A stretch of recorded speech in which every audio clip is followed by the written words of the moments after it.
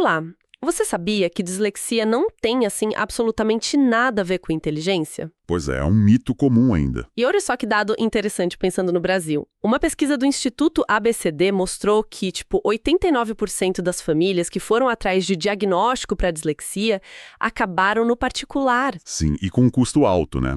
A pesquisa fala em mais de R$ 800 por mês só com acompanhamento. É pesado. Muito! Bem-vindos a mais uma conversa aprofundada aqui com a gente. Hoje o nosso foco é a dislexia. Vamos mergulhar nesse universo usando, olha, bastante material. Artigos, e-books, pesquisa acadêmica, um estudo de caso bem legal, dias para pais. Uma visão bem completa, né? Exato.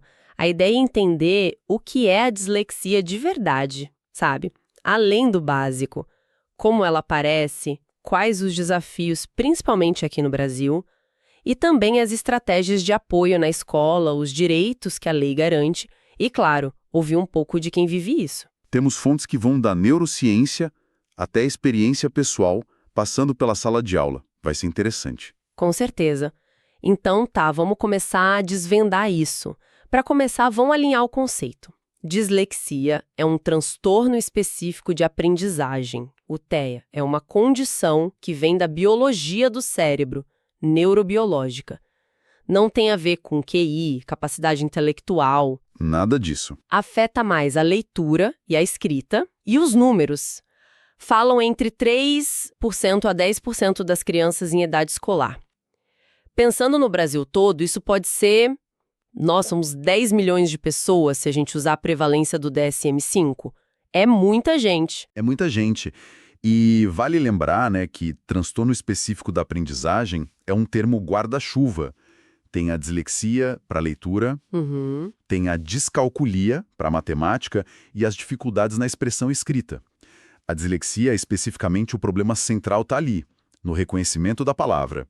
Ler de forma fluida, precisa, decodificar, que é aquela ligação letra-som, sabe? Sei. E a ortografia também. Geralmente, a raiz disso é um déficit no que a gente chama de processamento fonológico. Processamento fonológico. E o que seria isso na prática? Como que essa dificuldade atrapalha a leitura, assim, no dia a dia? Então, basicamente é o jeito como o cérebro lida com os sons da fala. Fica mais difícil, por exemplo, perceber rimas, separar as palavras em sílabas, identificar os sons pequenininhos, os fonemas. Ah, entendi. Manipular os sons da palavra. Exatamente. E se isso é difícil, fazer a ponte entre o som que você ouve e a letra que você vê no papel fica bem mais complicado. E essa ponte é a base de tudo, né? Para ler, para escrever. As fontes também batem muito na tecla da base neurobiológica e genética. Genética também. Sim, tem diferenças que dá para ver no cérebro, no funcionamento, e um componente hereditário forte. Mais da metade das crianças com dislexia tem pai, mãe ou irmão com a mesma condição. Nossa, mais da metade. É bastante. Então é algo bem específico mesmo, né? Não é só uma dificuldade geral para aprender qualquer coisa. Exatamente. É super importante não confundir. Uma coisa é a dislexia.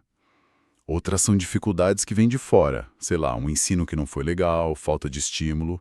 Outras condições, como deficiência intelectual ou um problema de visão, de audição que não foi corrigido. Certo. O DSM-5, que é o manual que a gente usa para diagnóstico, tem critérios bem definidos. A dificuldade tem que ser persistente, mais de 6 meses mesmo com ajuda. Ah, mesmo com intervenção? Isso. As habilidades de leitura, escrita, matemática têm que estar bem abaixo do esperado para a idade. Começa na idade escolar, claro. E não pode ser explicada por essas outras coisas que eu falei. Entendido. E na prática, aqui no Brasil, como que a gente identifica isso? Você falou da importância de perceber cedo. Quem costuma anotar primeiro? Olha, na maioria das vezes são os professores. Eles estão ali no dia a dia da criança, né? Principalmente nos primeiros anos. Eles podem sacar os primeiros sinais. Aquela dificuldade com rima que a gente falou, demora para aprender as letras, os sons, às vezes até um atraso na fala.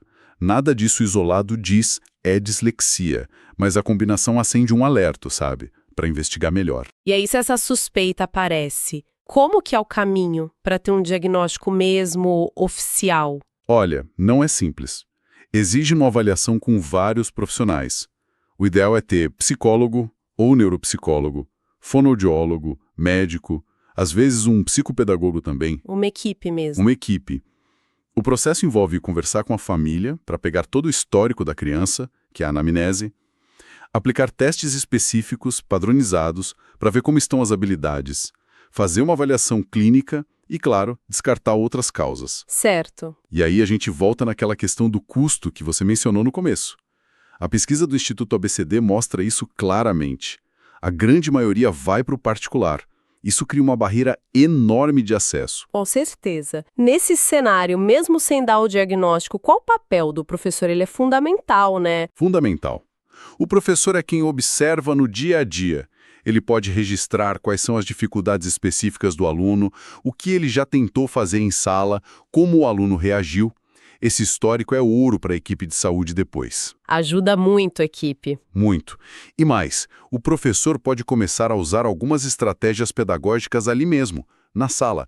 Tem um modelo para isso que ajuda a organizar, chamado RTI, Resposta à Intervenção. RTI, como que funciona esse modelo? É tipo um passo a passo? É mais ou menos isso.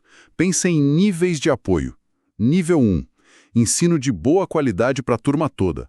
A maioria aprende bem assim. Ok. Os alunos que não avançam como esperado recebem uma ajuda extra, em grupos menores, mais focada. Esse é o nível 2. Certo, um reforço. Isso. Se mesmo assim a dificuldade continua forte, aí sim vai para um apoio bem mais intensivo, individualizado, que é o nível 3. É nesse ponto que, geralmente, a investigação para um possível transtorno de aprendizagem como a dislexia se intensifica. O professor vai acompanhando o progresso em cada etapa. Entendi. E ele usa ferramentas para isso? Sim, a observação atenta de sempre, claro, mas também pode usar pequenas avaliações de leitura, escrita, atividades para ver como está a consciência dos sons. Existem até uns questionários de rastreio, tipo o QSD, que podem dar uma pista. Legal. E quando a equipe de saúde finalmente fecha a avaliação, eles emitem um laudo, um relatório, né? Por que esse papel é tão importante? Esse laudo é chave. É o documento oficial que diz sim, essa pessoa tem dislexia. E ele é essencial para garantir os direitos que a lei prevê. E falando em lei, a gente tem a Lei 14.254, de 2021. Demorou, mas saiu. Demorou mesmo, né? Li que foram 13 anos tramitando. Pois é, mas ela é um marco. Garante acompanhamento integral para estudantes com dislexia, TDAH, outros transtornos. Isso vai desde identificar cedo, encaminhar para o diagnóstico, até o apoio na escola e na terapia que for necessária. Perfeito. Isso já puxa o gancho para dentro da escola. A lei diz que a escola, seja pública ou privada, tem que dar esse apoio junto com a família e a saúde. Mas como é esse apoio na prática? O que funciona? O segredo é um ensino que olhe para a necessidade individual do aluno. Para isso tem que avaliar sempre, né? Para saber onde ele está, como está indo. O RTI que eu falei é um jeito de organizar isso, mas, de modo geral, as fontes mostram que alguns princípios pedagógicos são tiro e queda. E quais seriam esses princípios? Dá para agrupar. Primeiro, um foco claro nos sons da linguagem. Lembra do processamento fonológico? Se a dificuldade está aí, o ensino tem que ir direto nisso. Faz sentido. Isso significa trabalhar a consciência fonológica, a rima, sílaba, som inicial e ensinar de forma bem clara a relação letra-som. O método fônico, que tem muita evidência científica por trás, entra forte aqui. Então, esse foco no som, no fônico, é crucial por causa daquela dificuldade de base que a gente falou. Exatamente, por isso. Outro ponto, usar vários sentidos.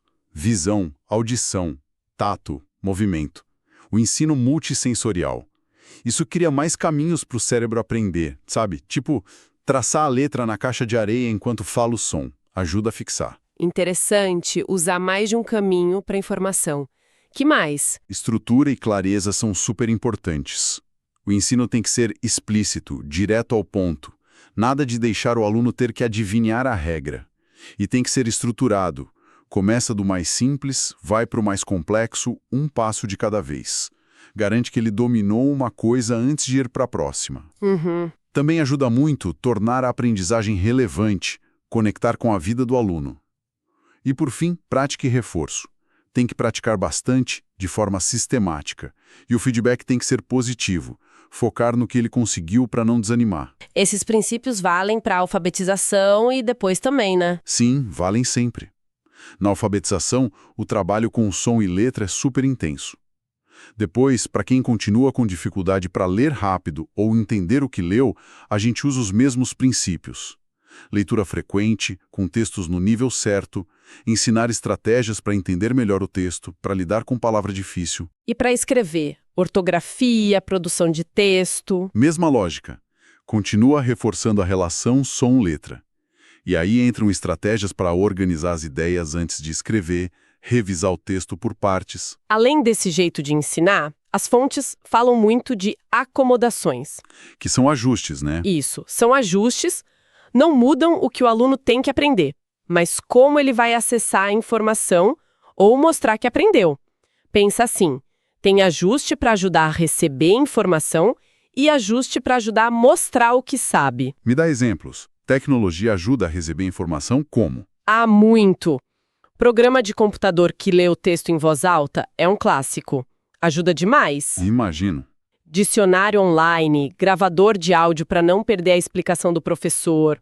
Para quem tem dificuldade de escrever, programa que transforma a fala em texto também pode ser uma mão na roda. E para mostrar o que sabe, sem depender tanto de ler e escrever super rápido. Daí entra dar mais tempo para fazer prova para entregar trabalho, permitir que o aluno responda falando, em vez de só escrevendo, usar outros formatos de avaliação, apresentar um trabalho, fazer uma maquete, um projeto. Diversificar a avaliação. Exato.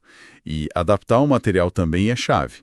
Letra maior, mais espaço entre as linhas, instrução bem clara, objetiva, evitar que o aluno precise copiar textos enormes da lousa. Uma clínica que a gente consultou, a Samanta Oliveira, dá dicas práticas. Prova com texto mais curto. Usar uma fonte só, simples. Leia a prova em voz alta para a turma. Destacar o que está sendo pedido. Usar imagem. E corrigir pensando mais no conteúdo do que na vírgula, né? Exatamente. O foco é tirar as barreiras para que o aluno mostre o que ele realmente aprendeu. Nossa, essas adaptações parecem fazer uma diferença enorme mesmo. Mudando um pouco de foco, mas ainda ligado a tudo isso, tem um estudo de caso nas nossas fontes que é fascinante. É a história da professora Atena. Ela é docente universitária e tem dislexia. A história dela é muito forte. É demais, né? A trajetória dela é um exemplo incrível de resiliência e mostra como as estratégias certas podem levar longe. Ela teve muita dificuldade para ser alfabetizada, repetiu a primeira série, só foi ler bem mesmo com fluência lá pela 5ª série. Nossa, demorou. E o diagnóstico só veio adulta, já com quase 30 anos, fazendo mestrado. Ela mesma começou a se observar e a pesquisar e se identificou. Ao longo da vida, ela foi criando as estratégias dela, sabe? Reler tudo várias vezes, usar muito esquema visual, explicar a matéria para os colegas para poder fixar. Isso é metacognição pura. E ela usa tecnologia também, né? O texto menciona. Sim, ela fala do corretor ortográfico como um super aliado. E a jornada não foi fácil, não. Ela conta que teve crises de ansiedade, mas ela persistiu, fez mestrado, doutorado, com parte fora do Brasil. Uau! E virou professora universitária concursada. Chegou a ser chefe de departamento. É incrível. O lado emocional que ela traz é muito marcante. Aquela sensação de se sentir burra quando era criança. E até hoje ela fala de uma certa vergonha quando erra alguma coisa. Sim, isso mostra o peso emocional que a dislexia pode carregar, mesmo para alguém que alcançou tanto sucesso. Ela descreve a dislexia como uma dificuldade invisível, né? Isso gera muita incompreensão às vezes. Com certeza. Mas o relato dela também é cheio de força, de autoestima, de motivação. O caso dela reforça que a dislexia não some na vida adulta, mas que dá para desenvolver estratégias muito eficazes. Mostra o poder da autoestima, da motivação, do apoio. E como cada um lida com isso de um jeito diferente, né? A subjetividade conta muito. A gente não pode esquecer aquele dado que umas 80% das crianças com TEA podem ter algum impacto emocional negativo, tipo tristeza, ansiedade. A história da Atena é um sopro de esperança. Totalmente. E essa rede de apoio que você falou inclui a família, claro. A Lei 14.254 também menciona a família. Qual o papel dela nisso tudo? A família base, né? Mas o apoio tem que ser na medida certa. As fontes, tipo aquele e-book para pais, dão umas dicas bem práticas. Ter uma rotina ajuda, mas sem ser rígido demais. Tem que ter jogo de cintura, negociar e, principalmente, não fazer da leitura ou da lição de casa um campo de batalha. Ah, sim. Evitar aquela pressão excessiva, né? Focar menos no erro. Exatamente. A ideia é priorizar a leitura como algo gostoso, um momento junto. Valorizar o esforço da criança, do adolescente, que geralmente é gigante. Não ficar corrigindo cada errinho de português em casa. Usar jogo. Jogo. Sim, quebra-cabeça, jogo de tabuleiro, palavra cruzada. É um jeito leve de estimular as habilidades. E o mais importante, curtir o tempo junto, fazer coisas legais, reforçar o que a criança ou adolescente tem de bom, os talentos, não só a dificuldade. Fortalecer o vínculo. Faz todo sentido. Olha, acho que conseguimos cobrir bastante coisa das nossas fontes hoje. Recapitulando rapidão, dislexia é neurobiológica, não tem a ver com inteligência, afeta a leitura e escrita. Identificar cedo e ter apoio certo na escola, terapia, em casa é fundamental. Tem lei no Brasil para garantir isso? A 14.254. Isso, e as estratégias de ensino, as acomodações, fazem muita diferença. E histórias como a da professora Atena mostram, dá para superar, dá para ter sucesso. Qual a grande mensagem que fica disso tudo? Para mim, a mensagem principal é: entender a natureza específica da dificuldade é o primeiro passo para ajudar de verdade. Isso convida a gente a mudar um pouco o olhar, sabe? Sair da visão da dislexia só como um problema, um déficit, e começar a pensar em neurodiversidade. Reconhecer que os cérebros são diferentes e que essa diferença traz desafios, sim, mas pode trazer também habilidades e jeitos únicos de ver o mundo. Perfeito. E para a gente fechar, fica aqui uma reflexão pensando nos desafios, mas também nos sucessos, nas estratégias que a gente viu. Como que a gente, como sociedade, pode ir além de só acomodar? Como a gente pode começar a valorizar de verdade as perspectivas, os talentos que muitas vezes vêm junto com a dislexia? Promover uma inclusão que não só aceite, mas que celebre essas diferenças como parte da nossa riqueza.